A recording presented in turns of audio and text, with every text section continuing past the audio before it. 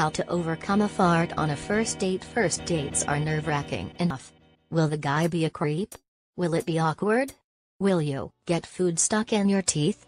Will one of you forget your wallet? Now, add to that the anxiety of a little flatulence, and your potential dream date could spiral into a total nightmare, fast. Considering most of us pass gas more than 10 times a day, this is essential strategizing. Ladies, believe it or not though, you can actually rebound from a rogue. Here's how to overcome a fart on a first date and still, fingers crossed, win over your crush. Excuse yourself momentarily if you feel that telltale rumbling of gas. If your belly about to erupt, excuse yourself to the restroom if you can. If for some reason you can't get to a bathroom, like if you're on a hike or something else outside, pretend you have an urgent call and excuse yourself to take it a few yards away. Afterward, apologize profusely for taking the call and explain that your sister great aunt boss never ever calls you unless it's an emergency, and that it ended up being a butt deal.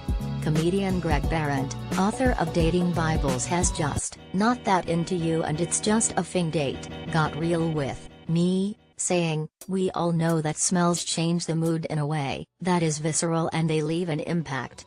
Wherever you are, if you feel that this is gonna be one that is potent, if it's the two of you alone, try moving the person to someplace else if you can.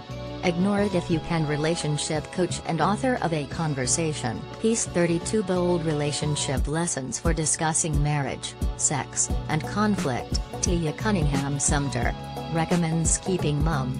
If it's the non-smelly kind, say and do nothing. Act like it never happened. If you're in a crowded place, you can definitely pretend it didn't happen.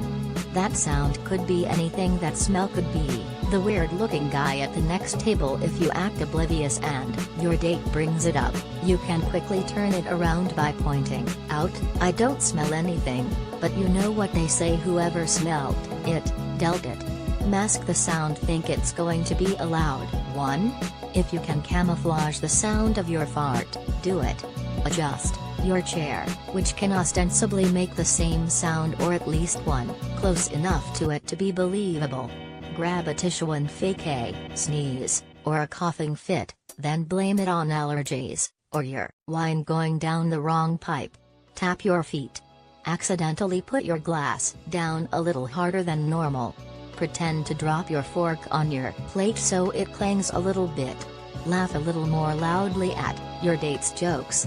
If you're at the movies, wait for a noisy scene. Out in public, head to a louder area of wherever you are. Do whatever you can to drown out the sound of your toot. Hide that smell. Relationship coach Cunningham-Sumter has a genius way to potentially cover up the odor of a fart on a first date. Pretend to be a germaphobe for a moment. If it is the smelly kind of fart, pull out your hand sanitizer, soak your hands in it and wave your hands so they air dry, she recommends. This will allow the sanitizer smell to fill the air instead of your butt air.